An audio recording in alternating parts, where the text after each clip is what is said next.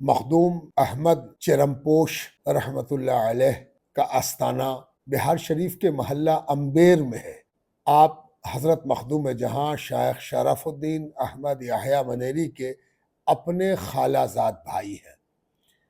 یعنی مخدوم جہاں کی والدہ اور مخدوم احمد چرمپوش کی والدہ دونوں سگی بہن، اور حضرت مخدوم سید شہاب الدین پیر جگجوت جن کا مزار مبارک کچی درگاہ پٹنہ سٹی میں ہے، ان کی صاحبزادی ہے۔ دونوں کے نانا پیر جگجوت ہیں۔ حضرت مخدوم چرمپوش رحمۃ اللہ تعالی علیہ عہد تغلق کے، یعنی محمد بن تغلق اور فیروز شاہ تغلق کے بڑے نامور صوفی گزرے ہیں۔ حضرت مخدوم احمد چرمپوش سلسلے کے اعتبار سے سہروردی ہے، اور آپ کے پیر و مرشد حضرت علاء الحق سہروردی ہیں، جو کہ خلیفہ ہیں شیخ سلیمان مہسوی کے، اور وہ خلیفہ ہیں شیخ تقی الدین مہسوی کے، اور شیخ تقی الدین خلیفہ ہیں شیخ احمد دمشقی کے، اور وہ خلیفہ ہیں شیخ الشیوخ عمر بن محمد شہاب الدین سہروردی رحمۃ اللہ تعالی علیہ کے۔ حضرت مخدوم چرمپوش بہار شریف کے علاوہ تبلیغ و دعوت، رشد و ہدایت کے لیے لمبے اسفار فرماتے تھے، اور آپ نے تبت کی جانب بھی، نیپال کی جانب بھی کئی چلے کھینچے، اور ان علاقوں میں بھی تبلیغ و دعوت کا حق ادا کرنے کی بھرپور کوشش فرمائی۔ آپ جس زمانے میں امبیر شریف میں آ کر باضابطہ مقیم ہوئے، تو فیروز تغلق اسی زمانے میں دہلی سے بنگالہ کی مہم پر روانہ ہوا۔ اس نے آپ کا نام شہرہ سن رکھا تھا، اور وہ آپ کا بڑا معتقد تھا۔ شاید اس کی ایک وجہ یہ تھی کہ فیروز تغلق کے امراء میں ایک بڑا نام حضرت شمس بلخی کا تھا، جنہوں نے سرکاری ملازمت اور سرکار سے قربت، بادشاہ سے قربت ترک کر کے مخدوم چرمپوش کی بارگاہ میں آ کر بیعت کر لی تھی، اور اپنے بال بچوں کے ساتھ یہیں رہ گئے تھے، یعنی مولانا مظفر بلخی کے والد۔ ظاہر ہے کہ ایک بڑا آفیسر جو بلخ سے چل کے ہندوستان آیا ہو، اور اس نے سرکاری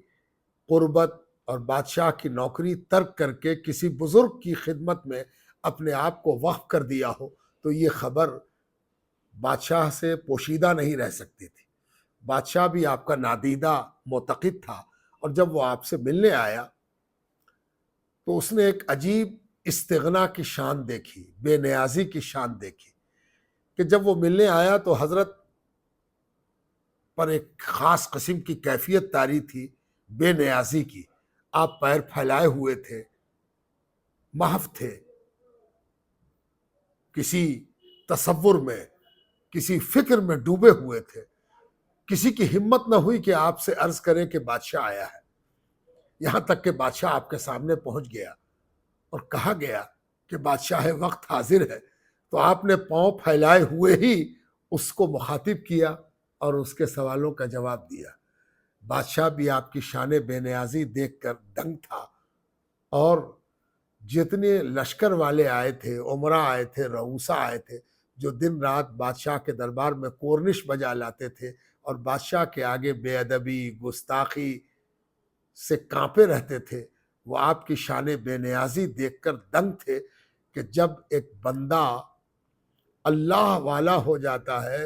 تو اس قدر بے نیاز ہو جاتا ہے، تو خود اللہ سبحانہ تعالیٰ کس قدر بے نیاز ہوگا۔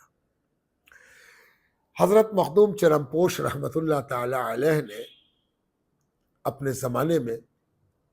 تبلیغ و دعوت کا بڑا کارنامہ انجام دیا۔ آپ کے بعد آپ کے صاحبزادگان اور آپ کے خلفاء، آپ کے مریدین نے بھی اس سلسلے کو جاری رکھا، اور یہ خانقاہ تب سے اب تک آباد ہے۔ آپ فارسی زبان کے نہایت باکمال شاعر تھے، ایک دیوان بھی آپ کا یادگار ہے بزبان فارسی، آپ کے ایک ملفوظات کا مجموعہ بھی ملتا ہے اور چند ورق کا ایک رسالہ بھی ملتا ہے۔ اس کے علاوہ آپ کا سلسلہ ہندوستان کی مختلف خانقاہوں میں پہنچا ہے، اس کی اجازتیں پہنچی ہیں، اور آپ سے حضرت مخدوم جہاں رحمۃ اللہ علیہ کے بڑے خوشگوار دیرینہ گہرے مراسم تھے۔ دونوں ایک دوسرے کی قدر و منزلت فرماتے تھے اور دونوں ایک دوسرے پر توجہ فرماتے رہتے تھے۔ کہا جاتا ہے کہ حضرت مخدوم جہاں رحمۃ اللہ علیہ سے آپ کا وصال 6 سال پہلے ہوا، اور آپ کے تدفین میں مخدوم جہاں شریک تھے۔ اور حضرت مخدوم جہاں نے آپ کی تدفین میں، آپ کی قبر مبارک کے بننے میں شرکت فرمانے کے بعد وہیں سے کہا تھا کہ چلو، اور چل کر وہاں آئے تھے جہاں آج بڑی درگاہ ہے اور آپ کا آستانہ ہے، اور وہاں پہنچ کر اپنی جگہ کی جانب اشارہ کیا تھا۔ یہ ریکارڈ ملتا ہے۔ امبیر کی درگاہ میں ہی حضرت کی والدہ ماجدہ کا مزار بھی ایک الگ کمرے میں پردے کے ساتھ موجود ہے، اور اس احاطے میں بڑے بڑے اولیاء اللہ اور آپ کی اولاد میں لائق جانشینوں کے مزارات ہیں۔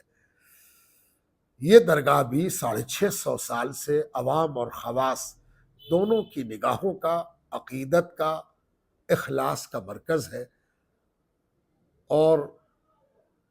جب بھی بہار میں صوفیوں کے گہرے خدمات کا جائزہ لیا جائے گا تو مخدوم چرم پوش کو بھلایا نہ جا سکے۔